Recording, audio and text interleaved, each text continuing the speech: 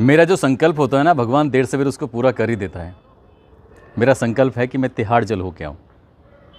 जाना चाहिए कि नहीं जाना चाहिए, कुछ इसी तरह के सवाल थे जो बाबा सत्संग में हज़ारों लाखों लोगों की भीड़ में बोल रहे थे।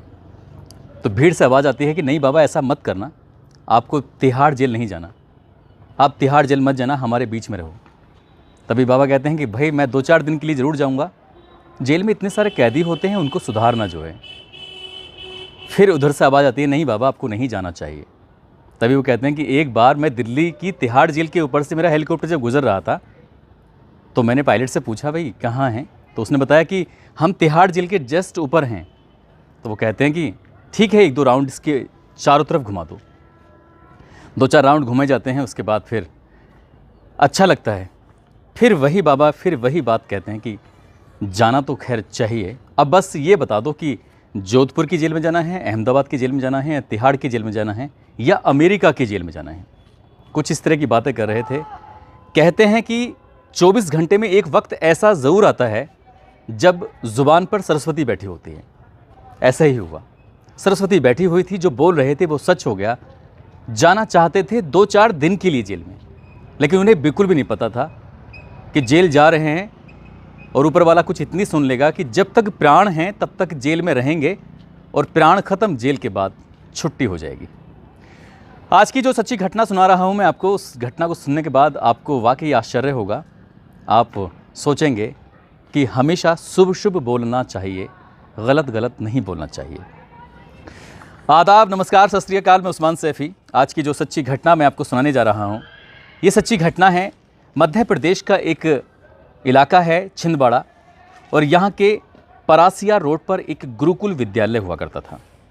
उस गुरुकुल विद्यालय में कक्षा 12वीं की छात्रा अपने हॉस्टल में सो रही थी। सुबह को अचानक आँख खुलती है, खड़ी होने की कोशिश कर रही थी, गिर जाती है। फिर दोबारा उसको संभाला जाता है, उसको बिस्तर पर लिटाया जाता है। कुछ देर के बाद फिर जब उसे होश आता है, फिर दोबारा खड़ा होती है तो फिर गिर जाती है। वो समझ नहीं पा रही थी कि बार बार उसको चक्कर क्यों आ रहे हैं।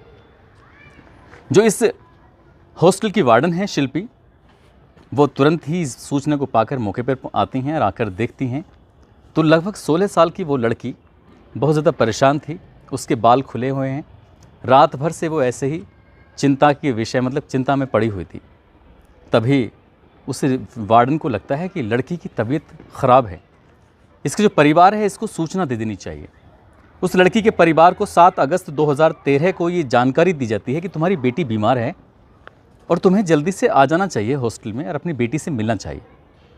ये लड़की है, इसका एक छोटा भाई है, इसके माता हैं, इसके पिता हैं, परिवार में 4 लोग रहते हैं। और जैसे ही उन्हें ये सूचना मिलती है तो माँ बाप अपने जहाँ भी रहते थे वहाँ से चलने लगते हैं। ये 8 तारीख को यहाँ से घर से निकलते हैं और रात के 10 या 11 बजे के आसपास उसी छिंदवाड़ा में पहुँच जाते हैं। और रात ठहरने के बाद सीधा सुबह 9 बजे के आसपास 9 अगस्त 2013 को हॉस्टल में पहुँचते हैं और जाकर वार्डन शिल्पा से मिलते हैं। शिल्पी से बातचीत करते हैं, पूछते हैं मैडम क्या हुआ, मेरी बेटी को क्या हुआ। माँ भी परेशान थी, बाप भी परेशान था। तब वो कहती हैं कि तुम्हारे बेटी पर भूत प्रेत का साया है और तुम्हें लेकिन परेशान होने की ज़रूरत नहीं है। मैंने बाबा से बात कर ली है, बाबा कह रहे हैं कि उसे मेरे पास भेज देना, सब कुछ ठीक हो जाएगा, लेकिन आपको तत्काल प्रभाव से वहाँ जाना चाहिए। तभी वो पूछते हैं कि बाबा कहाँ मिलेंगे, कैसे मिलेंगे। वो कहते हैं कि यानी कि वार्डन कहती हैं कि मेरी जो बाबा से बात हुई है वो कह रहे हैं कि आप सीधा शाहजहाँपुर चले जाइए, यूपी का शाहजहाँपुर है, वहाँ पर आपको बाबा मिल जाएंगे, वहाँ से मुलाकात करना और इसके ऊपर जो भूत प्रेत हैं उसे भगा देंगे। मेरी उनसे पूरी तरह से बातचीत हो गई है। माँ बाप अपनी बेटी को लेकर सीधा शाहजहाँपुर के लिए रवाना हो जाते हैं और 9 अगस्त को जब वहाँ शाहजहाँपुर में पहुँचते हैं तो उन्हें उनकी जो बाबा थे वो नहीं मिलते हैं। यहीं से सूचना मिलती है कि बाबा यहाँ नहीं है, बल्कि यहाँ से वो दिल्ली चले गए। यानी कि वो दिल्ली में 12 अगस्त को मिलेंगे और आपको वहीं चले जाना चाहिए। वो इंतज़ार कर रहे थे 12 अगस्त का, क्योंकि अभी 9 अगस्त का दिन था। बेटी की तबीयत लगातार ख़राब हो रही थी, बार बार चक्कर आ रहे थे। वो समझ नहीं पा रहे थे कि इस बेटी को लेकर कहाँ जाएं। लेकिन जिस तरह से वार्डन ने विश्वास दिलाया कि बाबा के पास जाएगी तो ठीक हो जाएगी, इसीलिए उन्हें सिर्फ और सिर्फ लग रहा था कि जितनी भी जल्दी हो सके बाबा से मुलाकात हो जानी चाहिए। यहाँ से दिल्ली पहुँचते हैं। जब दिल्ली जाते हैं तो पता चलता है कि बाबा यहाँ नहीं है, बल्कि वो जोधपुर में हैं, राजस्थान के जोधपुर में हैं। अब ये माँ बाप फिर परेशान होते हैं और यहाँ से सीधा जोधपुर के लिए निकल पड़ते हैं। 14 अगस्त 2013 की रात में ये जोधपुर पहुँच जाते हैं। और जब जाते हैं वहाँ जाने के बाद वहाँ भी यही सूचना मिलती है कि बाबा तो यहाँ है ही नहीं जोधपुर में, वो कहीं बाहर निकल गए हैं। लेकिन बाहर कहाँ गए हैं इसके बारे में कोई सूचना नहीं मिलती।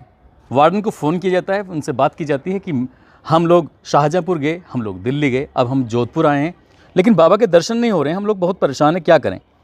तभी वो एक नंबर देते हैं। नंबर होता है शिवा का। शिवा जो बाबा का बहुत सबसे ज़्यादा करीबी सेवादार होता है। उससे बातचीत करते हैं और कहते हैं कि हमें ऐसे नंबर मिला है, मेरी बेटी की तबीयत बहुत ज़्यादा ख़राब है। शिवा जाता है बाबा के पास, बाबा के कान में बात करता है। करने के बाद कहता है कि 2-3 अनुयायी हैं, आपसे मिलना चाहते हैं, उनकी बेटी बहुत परेशान है, आप उनसे मिलेंगे तो बेटी ठीक हो जाएगी। कहते हैं ठीक है, मेरी वार्डन से बात हुई थी।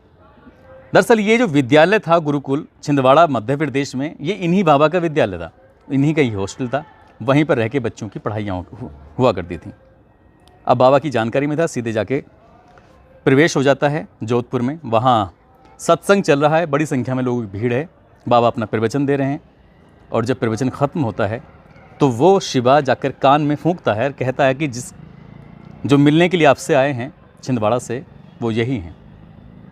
बाकी भीड़ चली जाती है, उन्हें बुलाया जाता है अपने पास और कहा जाता है कि ठीक है, इधर आओ।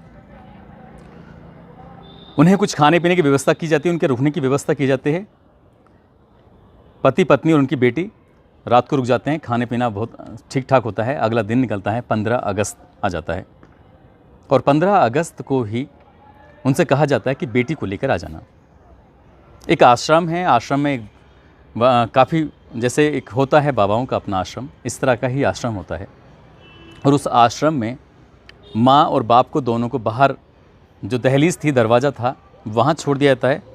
उनके 2 सुरक्षा गार्ड होते हैं, सेवक होते हैं 2-3। अब यहाँ से उनकी मर्जी होती है कौन अंदर जाएगा, कौन अंदर नहीं जाएगा।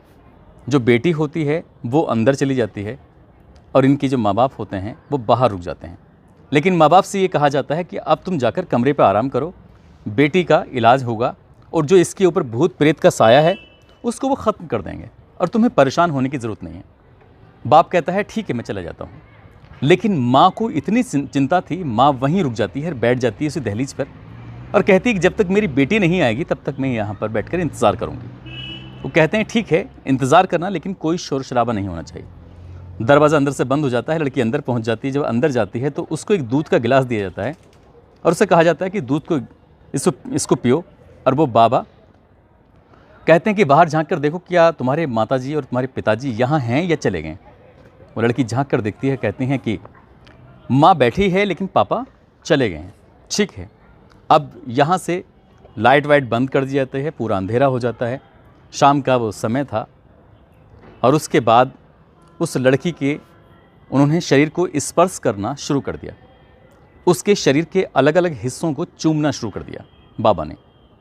जैसे ही उस लड़की को लगा कि ये गलत हो रहा है, उस लड़की ने चिल्लाना शुरू किया, चीखना शुरू किया।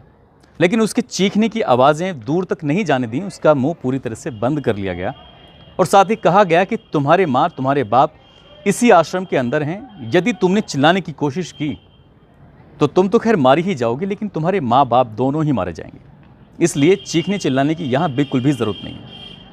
वो लड़की शांत रहती है और अगले 1.5 घंटे तक उसके साथ ऐसे ही चुम्मा चाटी शुरू हो जाती है। वो बाबा उसके साथ, उसके शरीर के अंगों के साथ खेलना शुरू कर देता है। 1.5 घंटे तक वो लड़की सुबकती रहती है, परेशान होती रहती है, क्योंकि उसे पता था कि चिल्लाएगी तो खुद की जान जाएगी, माँ बाप की भी जान चली जाएगी। 1.5 घंटा पूरा हो जाता है, बाबा का उससे दिल भर जाता है और दिल भरने के बाद बाबा वहाँ से चला जाता है।